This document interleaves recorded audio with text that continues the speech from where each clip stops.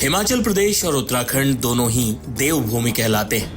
दोनों पहाड़ी राज्य खूबसूरत वादियों और शांत माहौल के लिए जाने जाते हैं, लेकिन पिछले कुछ वक्त से चाहे उत्तराखंड हो या इन दिनों हिमाचल प्रदेश, लगातार विवाद, हिंसा और बवाल की खबरें आ रही। हिमाचल प्रदेश के शिमला के संजौली मस्जिद विवाद में आज भी हजारों लोग सड़कों पर उतरे, पुलिस को बल प्रयोग भी करना पड़ा। यह मामला विधानसभा से लेकर सड़कों तक हंगामा बरपाए हुए। इस सब के पीछे लगातार एक पक्ष तर्क दे रहा है कि पहाड़ी राज्यों की डेमोग्राफी बदली जा रही।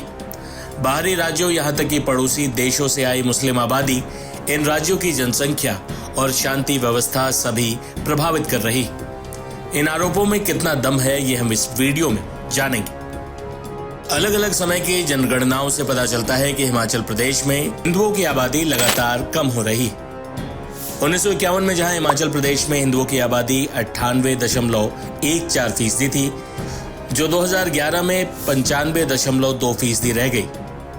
वही वर्ष 2011 की जनगणना के अनुसार हिमाचल प्रदेश में कुल 1.5 लाख मुस्लिम आबादी है, जो यहाँ की कुल आबादी का 2.18% है। चूंकि 2011 के बाद जनगणना नहीं हुई, इसलिए अब इस बात के आंकड़े उपलब्ध नहीं है कि सचमुच हिमाचल प्रदेश में मुस्लिमों की संख्या बढ़ी है या नहीं। हालांकि लोगों का दावा है कि जनगणना होते ही ये बात साफ हो जाएगी कि इस पहाड़ी राज्य में मुस्लिम आबादी बढ़ी है। हिमाचल प्रदेश हिंदू जागरण मंच का दावा है कि कोविड से पहले हिमाचल प्रदेश में 393 मस्जिदें थीं, जिनकी संख्या कोविड के बाद 520 हो गई। हिमाचल के लोगों का कहना है कि यहाँ पर हिंसा बाहरी राज्यों से आए लोग कर रहे हैं। शिमला के संजौली मस्जिद विवाद के पीछे भी एक मारपीट की घटना है, जिसमें यूपी के मुजफ्फरनगर के कुछ लोगों ने एक स्थानीय व्यक्ति को बुरी तरह मारा था, जिसके बाद यह विवाद फूट पड़ा। अधिक जानकारी दे रहे हैं हमारे संवाददाता विद्यानाथ झा। संजौली में मस्जिद विवाद से पहले यहां पास में ही मलियाना में शिमला में ही एक घटना घटी थी, जिसमें एक हिंदू युवक को मारा गया था, उसका सर फोड़ दिया गया था। उसको कई टाके आए थे और उसके पीछे जो लोग बताए जा रहे हैं वो खास समुदाय से हैं, और मुख्य आरोपी जो है वो गुलनवाज अंसारी है। गुलनवाज अंसारी को लोग यहां कुणाल के नाम से जानते थे, क्योंकि वो अपना नाम कुणाल ही बताता था। और तो और देखिए कि आप जब उसके शॉप पर आएंगे, ये बार्बर शॉप चलाता था, और उसकी शॉप पर जब आप आएंगे, अभी फिलहाल बंद है, तो आप देखेंगे बोर्ड पे लिखा हुआ है Aayat glam zone, ladies and gents hair spa, cutting, smoothing, rebonding, straightening, ये दुकान है। अब सोचिए जरा कि नाम गुलनवाज अंसारी, लोगों को नाम बताता है कुणाल, और दुकान चलाता है आयत के नाम से। क्या शिमला में या हिमाचल प्रदेश में नाम बदलकर मुस्लिम समुदाय के लोगों को धोखे में रख रहे हैं? और नाम बदलकर क्या यहां पर लव जिहाद भी चलाया जा रहा है? क्योंकि यहां आवाज अब उठ रही है। यहां के लोग, जो स्थानीय लोग हैं, वो बताते हैं कि यहां पर नाम बदलकर ज्यादातर मुस्लिम समुदाय के लोग रहते हैं। तो इसमें कितनी सच्चाई है? कुछ लोग यहां पर, देखिए दुकान पर हम मौजूद हैं और यहां पर कुछ लोग हैं। क्या नाम है जी आपका? सर विशाल। विशाल जी। आप यहीं के रहने वाले हो? जी सर, स्थायी निवासी। ये बताएं कि ये कुणाल हो या बाकी जो कुछ मुस्लिम समुदाय के लोग जिनके बारे में अभी मेरी बात हो रही थी, तो वो बता रहे थे कि ये सभी लोग नाम बदल कर रहते हैं, ऐसा है क्या? जी सर, ये सभी जितने भी ये काम करते हैं वो सब अपना नाम बदल के रहते हैं। ये भी कई सालों से यहाँ कुणाल बनकर रह रहा है सर। कुणाल बनकर रहता है। ये पहले सुमटी में काम करता था, उसके बाद इसने यहाँ मैली, मलियाना सारे में अपनी दुकानें खोली है। और जो इसके पास लड़के आते हैं वो भी सर हिंदू नाम से ही अपना नाम बताते हैं, और होते मुसलमान हैं और नाम हिंदू बताते हैं। सर हिंदू नाम बताते हैं अपना। हमने इनके मतलब 1-1.5 साल हो गया है सर, हमने इनका नाम चेंज कर, बकायदा ना बोर्ड पे कुणाल लिखा होता था सर, वो नाम हमने चेंज करवाया है कि अपना नाम लिखो। इसमें अपना नाम फिर नहीं लिखा है सर, इन्होंने आयात ग्लैन जोन लिख दिया, अपना नाम नहीं लिखाते हैं सर। हमने इसके लिए भी कई बार इनसे 5 से 6 बार हम जब इनके पास गए तब जाके इन्होंने नाम चेंज करवाया है सर बोर्ड पे अपने। और इनके पास लाइसेंस होते नहीं सर, लेडीज जेंट्स सबका काम कर रहे होते हैं सर। हमने इस चीज के लिए भी आवाज उठाई थी, पर कोई फायदा नहीं हुआ सर। तो ये देखिए, ये यहाँ के स्थानीय लोग हैं जो बता रहे हैं कि यहाँ कैसे नाम बदलकर मुस्लिम समुदाय के लोग रहते हैं। एक खास बात यह भी है कि ये लोग नाम बदलकर क्यों रहते हैं? क्या इनको कोई डर है, या ये अपनी आइडेंटिटी छुपाकर, अपना नाम छुपाकर दूसरों को धोखे में रखना चाहते हैं? सर ये सोचते हैं अगर ये अपना नाम जो भी इनका नाम है गुलफाम असम जो भी इनका नाम है, अगर ये वो नाम बताएंगे तो लोग इनके पास हमारे हिंदू लोग नहीं जाएंगे नहीं। तो इसीलिए अपना नाम कुणाल वगैरह बना के, कोई मोनू कोई सोनू बना के, इसीलिए अपना नाम आइडेंटिटी छुपाते हैं ये। तो ये एक आध कहानी ऐसी है, एक आध बातें ऐसी हैं कि अक्सर ज्यादातर लोग ऐसे ही करते हैं। सर यहाँ पे जितना भी इनका समुदाय है ये सब अपना नाम सोनू मोनू कुणाल ऐसे इन्होंने सबने अपना नाम बदला हुआ है यहाँ पर।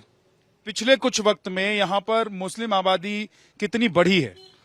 सर 10-1 सालों में यहाँ पर अगर जैसे पिछले 10 सालों में देखा जाए जैसे 100 एक आबादी होगी मुस्लिम, तो जो आज के टाइम में देखा जाए तो ये कुछ नहीं तो ये 5 से 10 हजार हो चुकी है। 5 से 10 हजार? 5 से 10 हजार हो चुकी हो। और ये काम क्या करते हैं? किसी का डेंटिंग पेंटिंग का काम है, किसी का नाई का काम है बस, और किसी का टेलरिंग का काम है बस। इनका यही काम है, बाकी कोई काम नहीं इनका। रेडी फेडी का काम है इनका। और ऊपर आप संजौली जाएंगे, जितना भी संजौली में बाहर मार्केट दुकानों के बाहर जैसे शॉप्स लगी होती है सब्जी सुब्जी की, तो सारे में सर यही बैठे हुए, बाकी कोई नहीं है बैठा हुआ। और इन्होंने 60-60 हजार रुपए में दुकानें ली हुई है कईयों ने। तो आप सोचो सर ये 60 हजार रुपए ये कैसे निकालेंगे सर? ये 60 हजार रुपए एक शॉप का रेंट कैसे निकालेंगे सर? अब दूसरे पहाड़ी राज्य उत्तराखंड की बात करते हैं, जहां पिछले कुछ वक्त से लगातार सांप्रदायिक तनाव की घटनाएं देखने को मिल रही हैं, जो इस पहाड़ी राज्य के लिए बेहद नया है। उत्तराखंड का गठन साल 2000 में हुआ था। उस वक्त नए बने राज्य में 2001 की जनगणना के मुताबिक करीब 1 लाख आबादी मुस्लिमों की थी, जो 2011 में बढ़कर 14 लाख से ज्यादा हो चुकी है। 2001 की जनगणना के अनुसार उत्तराखंड की आबादी में हिंदू 84.95% थे, जबकि मुस्लिम 11.92% थे। 2011 की जनगणना तक हिंदू आबादी घटकर 82.97% रह गई, जबकि मुस्लिम आबादी बढ़कर 13.95% हो गई, जो 10 वर्षों में 2% की बढ़ोतरी दिखाता है। उत्तराखंड में 2001 से 2011 तक जहां हिंदू आबादी 16% की दर से बढ़ी, वहीं इस अवधि में मुस्लिम आबादी दोगुने से भी अधिक रफ्तार 39% की दर से बढ़ी। 2011 की जनगणना के अनुसार उत्तराखंड के देहरादून, नैनीताल, हरिद्वार और उधम सिंह नगर में औसत हिंदू आबादी करीब 75% है, जबकि औसत मुस्लिम आबादी 20.5% है। वहीं बीते कुछ सालों में उत्तराखंड में मज़ारों की संख्या भी बहुत बढ़ी। बीते साल उत्तराखंड के मुख्यमंत्री पुष्कर सिंह धामी ने बताया था कि राज्य में करीब 1000 से ज्यादा ऐसे अवैध मज़ारों की पहचान की गई। हाल ही में इसी मुद्दे पर हल्द्वानी में जब हिंसा भड़की तो सीएम धामी ने क्या कहा था, सुनिए। यहाँ पर प्रशासन के द्वारा जो न्यायालय के आदेशों के क्रम में अतिक्रमण हटाने का काम चल रहा था, अनेक स्थानों पर अतिक्रमण हटाया गया। लोगों ने स्वतः ही अतिक्रमण हटाया क्योंकि प्रशासन ने पहले से सूचना दी हुई थी। कल बनभुलपुरा क्षेत्र में जब पुलिस की टीम, प्रशासन की टीम अतिक्रमण को हटाने के लिए गई थी, वहां पर सुनियोजित तरीके से बमों से, कट्टों से, पेट्रोल बमों से, पत्थरों से प्रशासन की टीम पर बहुत आगजनी भी हुई, हत्या करने का प्रयास भी हुआ, आगजनी हुई। और यहाँ के जो उत्तराखंड राज्य का जो माहौल है उसको खराब करने का कुछ लोगों ने काम किया है। उनके खिलाफ कानून सख्ती से काम करेगा और पूरी घटना के जो वीडियो फुटेज हैं वो निकाले जा रहे हैं। जिन लोगों ने भी सरकारी संपत्ति को और जो लोगों की निजी संपत्ति है उसको नुकसान पहुंचाया, उन्हीं से उनकी भरपाई होगी और सख्ती से काम किया जाएगा। पत्रकार साथी और जो अन्य लोग जो घायल हुए हैं, जिनको चोटें लगी, हम उनके साथ हैं, उनकी पूरी देखरेख हम करेंगे। लेकिन जिन्होंने ये गलत काम किया है उनके खिलाफ कठोर कार्रवाई होगी।